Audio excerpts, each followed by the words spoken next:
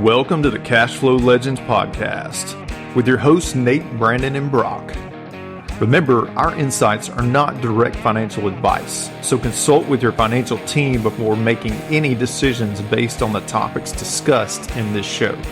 Welcome to Cash Flow Legends. We are excited to be here, and I'm really looking forward to today's topic with Nate and Brock because every single thing that we do daily related to keeping more of what you earn so you can earn more of what you keep really ties into this topic, which is discovering your purpose. And I want you to hear this part, finding your path to fulfillment.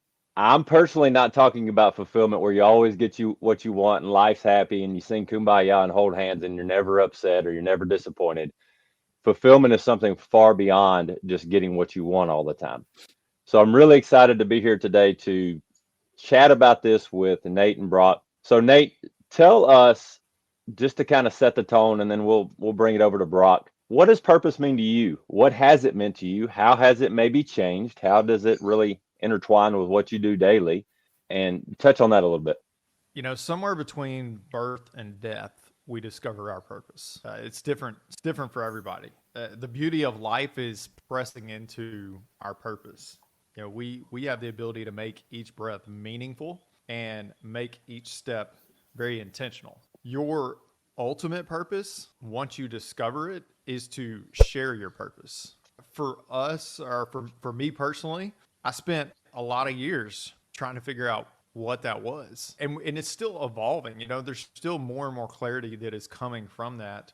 But once you are able to sort of just get a piece of it, sort of, a glint of what that looks like, then you start moving that direction. And it really starts to create that clarity and helps you understand like where what direction you need to be moving in. You know, one of the things that I've said for a very long time, ultimately, like my purpose is to know God and make him known, and everything else is second from that. So everything outside of knowing God and making him known is really a secondary purpose for me. Just helping me understand how I need to operate in this life, how I need to love my family, how I need to support my family, how I need to love my friends and support my friends, things like that. Life is about relationships. Once you get a taste, it's kind of like freedom. Like once you get a taste of freedom, you want a little bit more. You just want another bite. You know, once you get a taste of your purpose, you start biting down bigger and bigger. You want more and more of that because there is so much freedom in discovering what your purpose is. When we see that, we also get to see how it's impacting the other people around us. When we're operating in our purpose, that makes other people around us better. In our business and what we do and connecting with people and everything like that, the biggest reason why we want to connect with more people is because every new connection is just an expansion of our purpose. That's good, Nate. So Brock, what does the word purpose mean to you? Maybe what did it mean? What does it mean now? Little insight to how your brain processes that in your own life and maybe as you spend time with others daily. So this is always I wouldn't say it's a difficult question for me, but more of like you could probably say hard or mentally challenging question, because when you're young, in your 20s especially, you graduate college or high school and you have some friends that are just so amazing and they're doing all these crazy things, could be playing professional sports, owning a really large business, whatever it may be.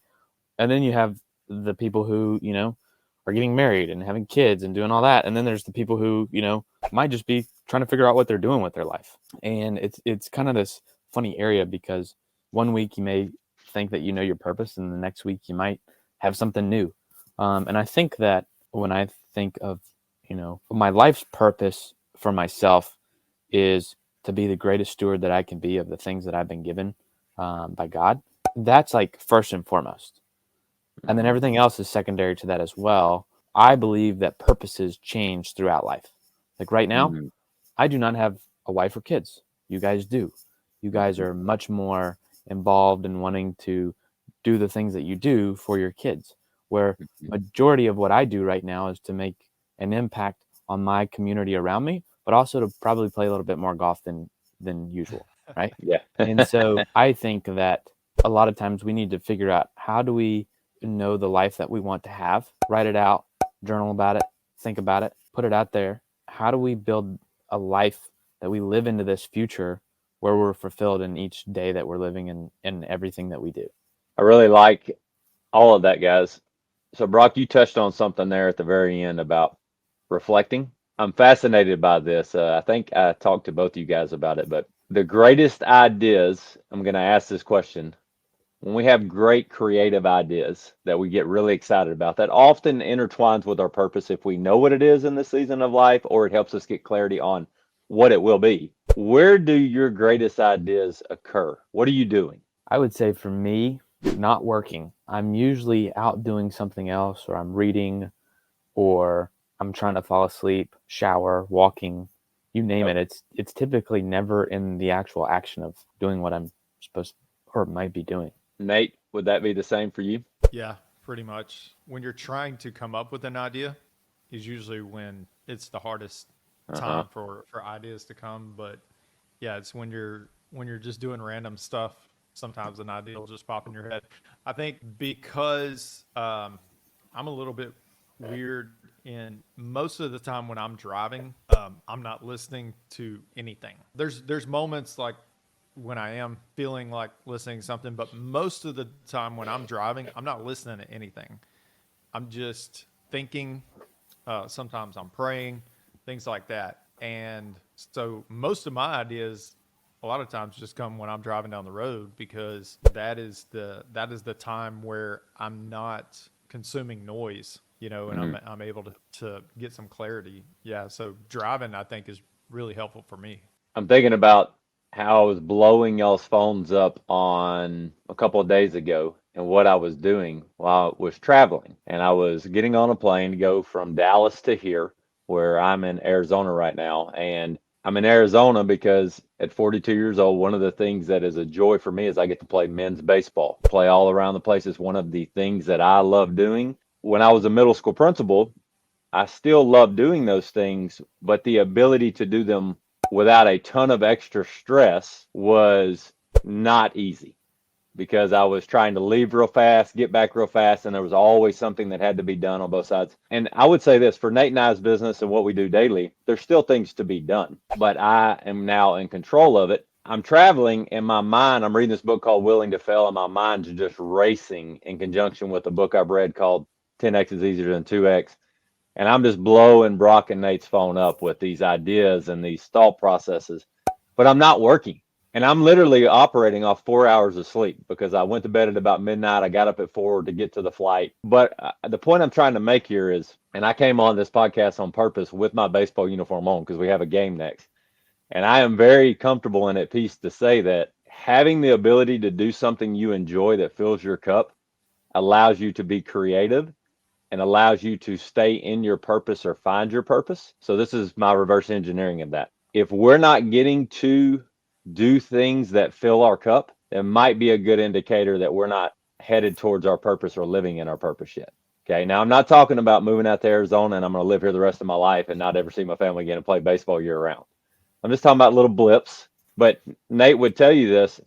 Nate, this is about the only thing that I do by myself sometimes, and my family comes often, that just fills my cup. And normally when I'm out here, I'm blowing them up, Nate or whoever I'm talking to, with ideas because I'm getting up and having coffee. I'm getting up and really getting in the word. I'm getting up and allowing my creative juices to flow. I'm standing out in the outfield and I'm like thinking about how grateful I am to be here.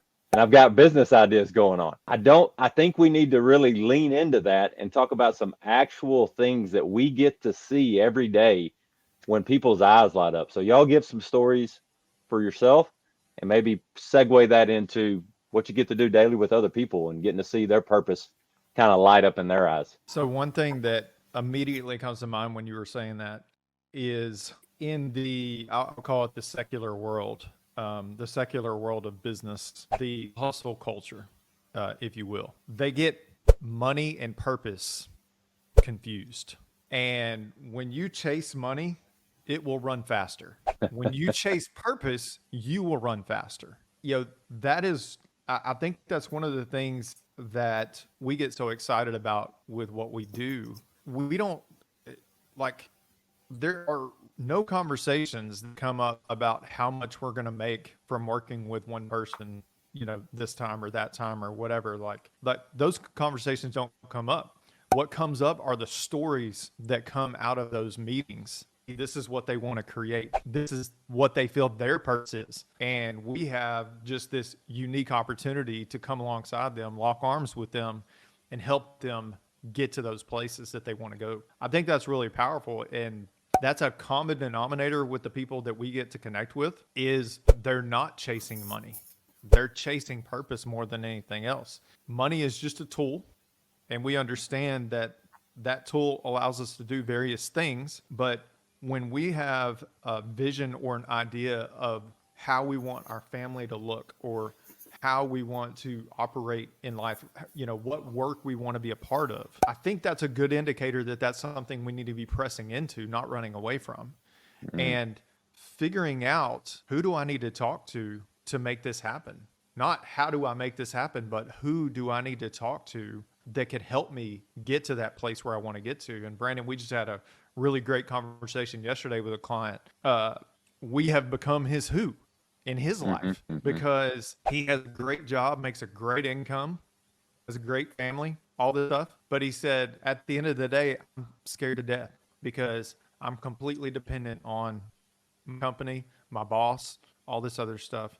When asked, if you weren't doing this, what would you do? He immediately starts spitting out this idea, this vision, this dream that he has. And, we were able to start bringing some hope and some reality into what he was talking about and giving him confidence, really, in the fact that these things don't just have to be dreams that you hold on to and never accomplish, but these things can actually be realities one day that we can actually help you go create. Brock, what are your thoughts on that? Yeah, so I think the first thing is, and it's something I talk about often, is we need to get off this race to 65. A lot of people are conditioned to thinking that they have to have some large number in their bank when they turn 65 so they can retire. Well, when we begin to shift our mindset from a place of, oh, I have to be ready for age 65 to, hey, I'm going to live within the principles of wealth building, but also build the life that I want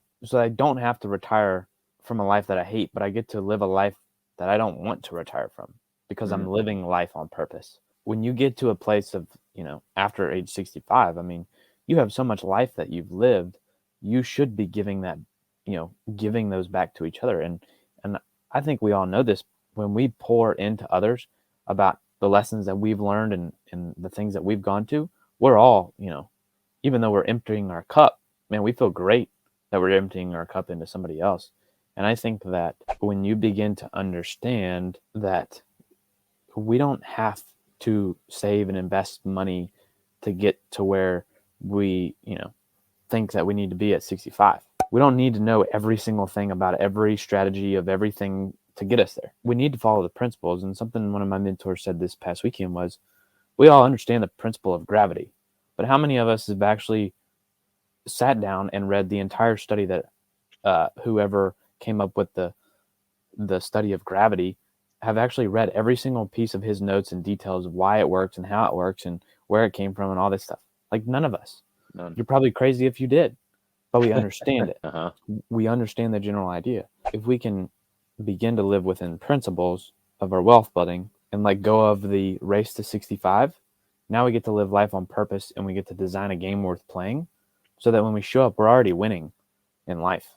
I love that, design a game worth playing. As I reflect back over the past 5-6 years, and Brock and Nate, I want you guys to do the same. Every phone call you've been on, every Zoom you've been on, every in-person meeting you've been in, every time you're speaking or teaching or listening or learning. On those individual client meetings, member meetings, I think about the number of times when it got down to the root of what was going on. Okay, because if someone is willing to sit down with us and lay all their financial picture out, they're already in the most vulnerable state that they think they could be in with somebody that they've either met or been working with, because that's personal. So it becomes a very personal interaction, which is a part of what we love, is it's genuine, because they're saying, I trust you to open up the life I've created to the best of my ability at this point. And here's the fascinating thing. Now, most statistics are made up on the spot, so I'm not going to make up a statistic. The number of people, when we get down to the root of it, that say they know they're not living their purpose. They're just collecting a paycheck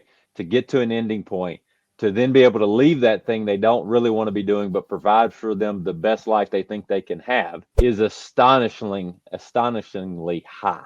They would be doing something else if the money just appeared. So said another way, that person yesterday, if we would have said, hey, this amount of money is going to show up in your mailbox every day, you can leave what you're doing, what would you now be doing? It was something totally different.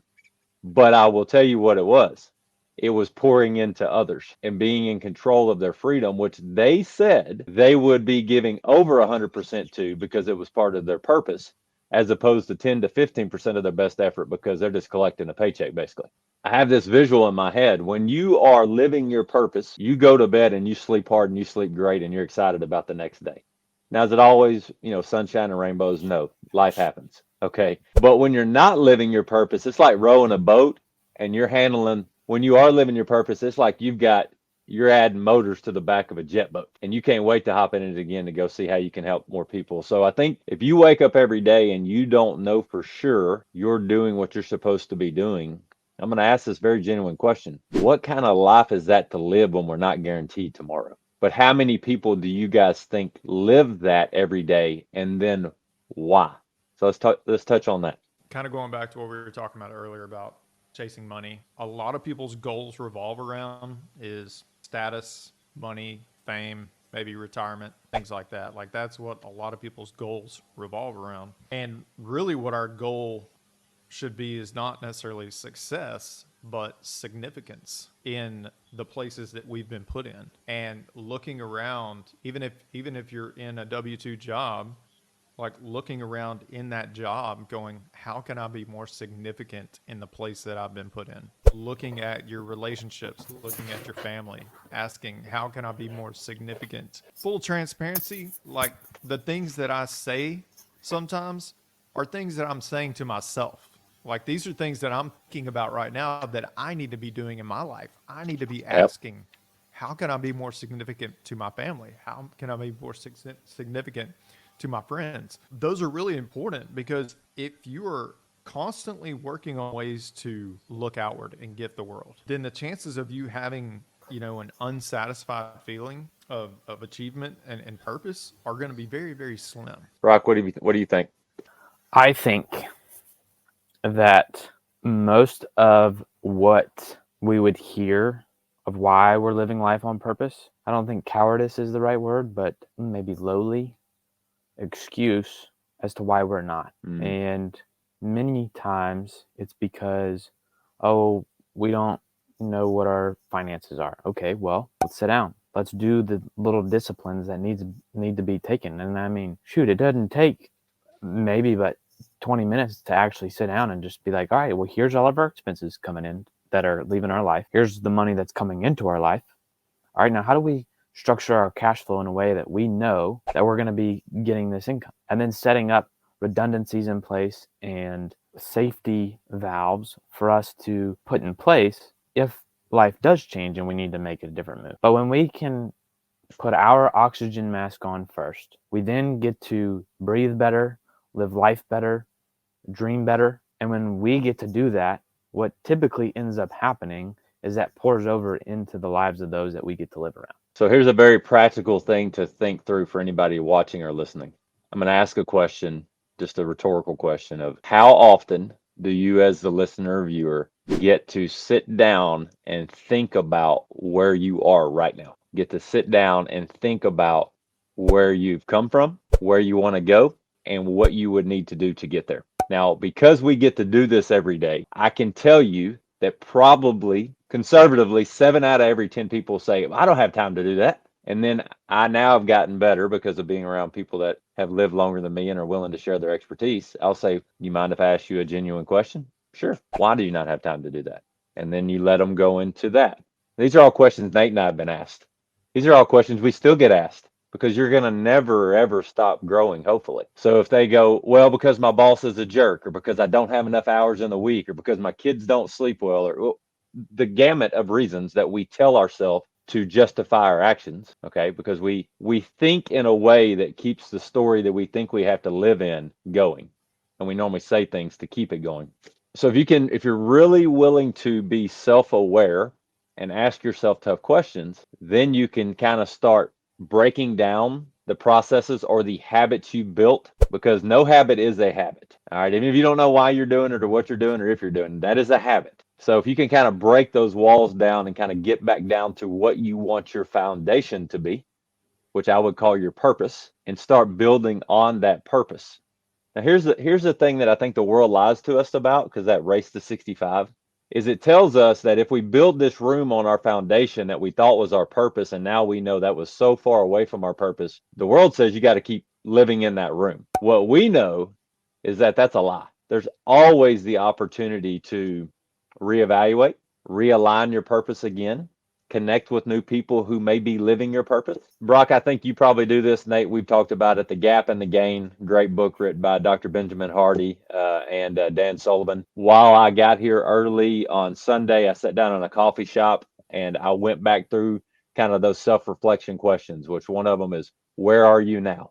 Like literally, where's your mindset? What's your thought process? What are you excited about? Where do you want to be in 30 days?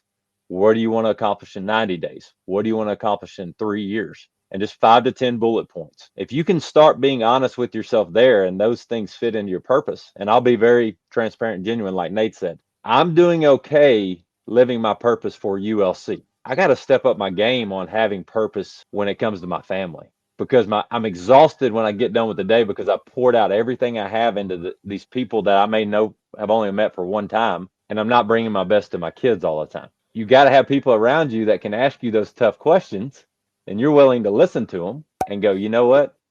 I'll use Brock's dad, for example. He said something to me yesterday as we were talking, and he just made a great point that, I have 3 kids in my 20s, Brock being in their 20s, Brock being one of them. I can tell you the things that you're saying that are important to you are figure out a way to prioritize that and make it a part of your purpose, because you will only have so many days with them and so many weekends and so many summers. So that was a great reminder for us. So that's some practical thought processes. Sit down and journal. Take time to do so. If you don't have time to reflect like that, just being very blunt, then that's probably a great indicator that it's time to do kind of some self-review and get around some people that are going to help you ask tough questions. One of the things that we get to do in genuine relationships is people become vulnerable enough to allow us to ask them tough questions because they have realized they're tired of not getting where they want to go. What are a few things that you guys have seen recently where people realize that's where I want to go? I now understand how to get there, and the way I thought I was going to get there, there's a much better way to do it. You want to tell, something in your own life or something you've seen recently that relates to that? One of my favorite client stories is of a guy who was a retail manager in a large department store brand across the country. I'll just say it. He was a store manager for Hobby Lobby. He said, Hobby Lobby is a great place to work. Not putting him down or anything like that, but I just feel like I was created for more. And so he asked me about some ideas on things that he could do to maybe create some income on the side. And I gave him some ideas and connected him with some people. And within about 6 months or so of doing that, he had completely left Hobby Lobby. He was working 100% on his own, making more money than he had ever made, spending more time with his family than he'd ever done before. And, now he gets to, you can have that conversation with him. Like, now the ability to not only create his day, but also prioritize his family over everything else is just completely different from everything he had done up until that point. And, he's our age. So most of his working life, he was subject to someone else's terms. He was subject to someone else's schedule and things like that. Being able to help him accomplish those things, not only creating his own income on the side and being able to separate himself from that W-2 income, but also starting to operate differently with his money through the mindset change that he had, implementing the infinite banking concept along the way. Like, all of those things have just made a complete radical shift in his life to where he's not in a W-2 job anymore. He's not a hardcore Dave Ramsey follower anymore. That's just one fun example that I think about when it comes to someone like really discovering their purpose. Hey, Brock, before you dive in, I want to bring up a point to that member of our practice because he's somebody that Nate and I've interacted with a ton. I want to emphasize that we are not saying you can't find your purpose in your W-2 job. You may know it's your purpose. I'm thinking about a member meeting we had the other day where the wife said she has a W-2 job and she said, I am living my purpose. I know I'm supposed to be helping people in this way. Fantastic. That is awesome. In regard to who Nate's referring to, he came to a crossroads or a fork in the road where he said, I'm going to either continue to choose the comfort I know, which is just knowing what he was doing, or I'm going to choose a different path to where I can be in control of my schedule. Now, he probably would tell you he worked more hours. I think he would tell you that. And Nate, you and I can relate to that when we started ULC. But when he was working his purpose, which allowed him to be with his family, that was the main thing for him, and to be scheduling his time the way he wanted to, the hours didn't matter as much because they were when he wanted them instead of when someone told him they had to be, which is two very different mindsets. But what we often find is, although we can connect you to who and we can give you great insight and we can ask good questions, it still comes down to that man or woman in the mirror. And they got to decide, do I believe that this path is really the path I'm supposed to go on? Or am I going to continue on this path and the results it's giving me for the, I don't want to say the illusion of control, but that's kind of what I want to say, because the reality is if someone is responsible for our paycheck, then someone else is in control. It's really, that simple, but it doesn't mean you can't be living in your purpose for that. So the purpose piece really helps you know if where you are is where you're supposed to be, or if where you are is not where you're supposed to be. Brock, what are your thoughts on that? I would first second you in saying that it is totally okay to have a W-2 job. Yep. Many people find their purpose in a W-2 job. There's nothing wrong with a W-2 job. It can be awesome for a lot of people, and not everybody is meant to be an entrepreneur.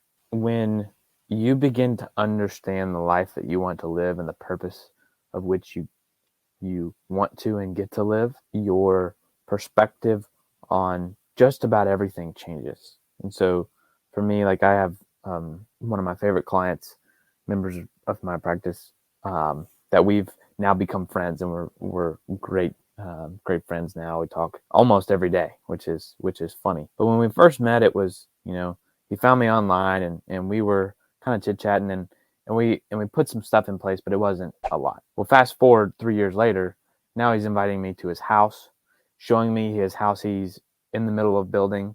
We're walking through things that we're trying to create for him. And one of the coolest things ever is this guy has a lot of money, and I mean a lot of money. But the life that he has decided that he wants to live, now he gets a perspective on how and when he invests in things. And so when he does get that itch to say, oh, here's this really cool thing, I don't know much about it, but I might want to go do it, he then can bring it to me and his other advisors to say, hey, what do you think about this? What should we think about getting into this? And then we get to kind of be a soundboard to say, well, does this take you closer to or further away from the life that you're wanting to live?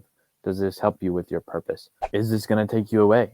Like one of the recent ones, we said, hey, I think this is going to take you away from where we're going. I think we've got some time to step into that later, but let's focus on where we want to be at right now. We were able to make a much easier decision on an investment than whether it was to, oh, well, maybe we'll just throw some money at it and see what happens. No, we were able to make a decision beforehand based on the life that he wants to live through his purpose.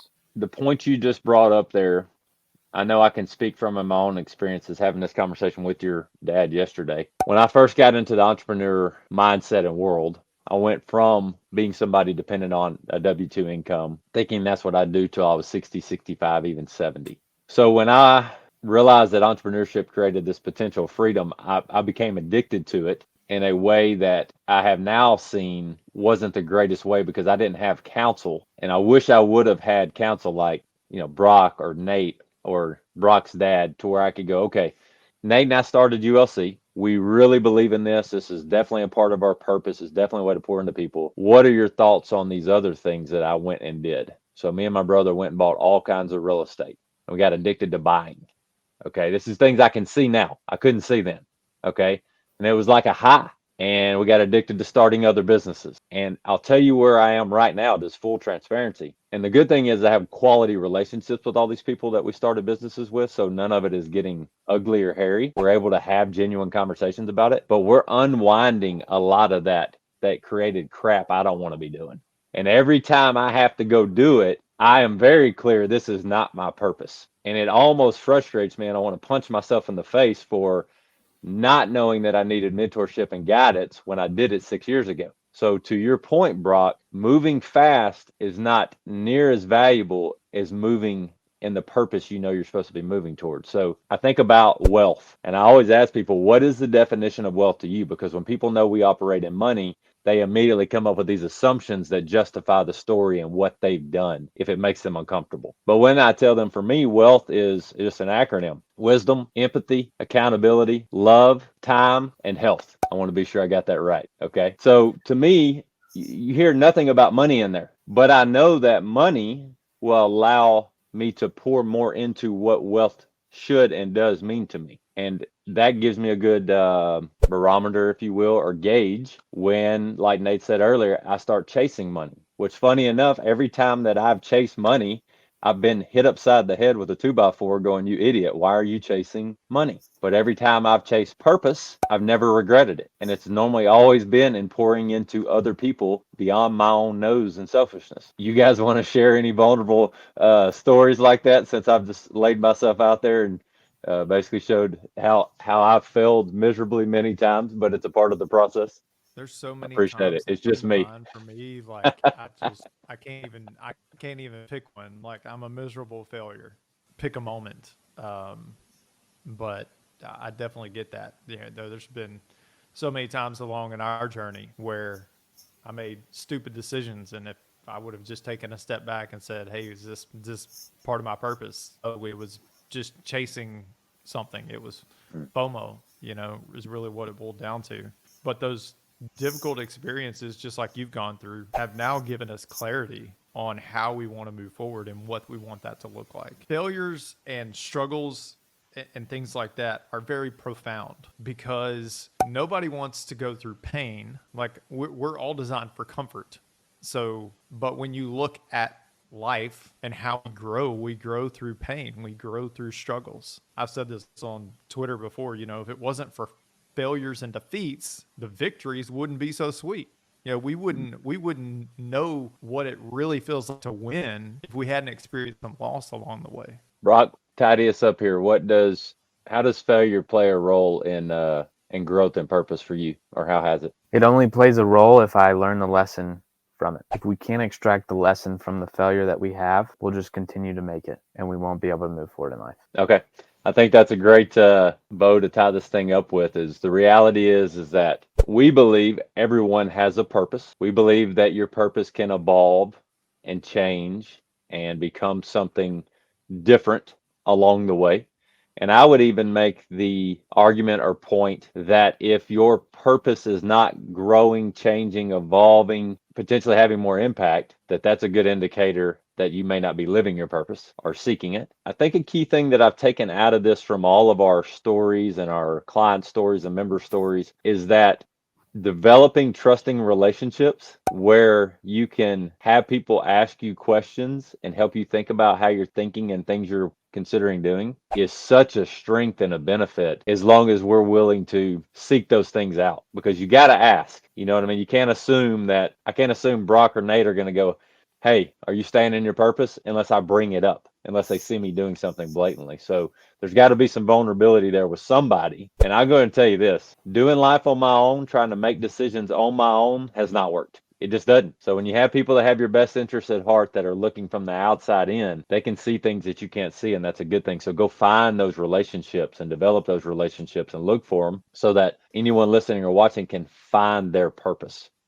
and evolve into their purpose, whatever that might be. So a great, practical reminder is that if you are evaluating, am I in my purpose, but you don't feel fulfilled, then that's probably the best indicator that it's time to start doing some evaluating. So we hope you've gained some value from today, listening or watching. Remember, you can always email us at cashflowlegends@gmail.com. Comment, let us know if we said something that you're curious about. If you're interested in learning what we do, we're always willing to sit down and visit with you. An important reminder: everything we do is really built on education and you being willing to sit down and just visit with us and just have a conversation. We say this often, we're not selling you anything other than the opportunity to learn new things, give you new information. You get to decide what to do with it, which is a very freeing thing that we get to do every day. So we appreciate your time and your attention. And until we see you on the next one, remember that you can keep more of what you earn so you can earn more of what you keep. Have a great one.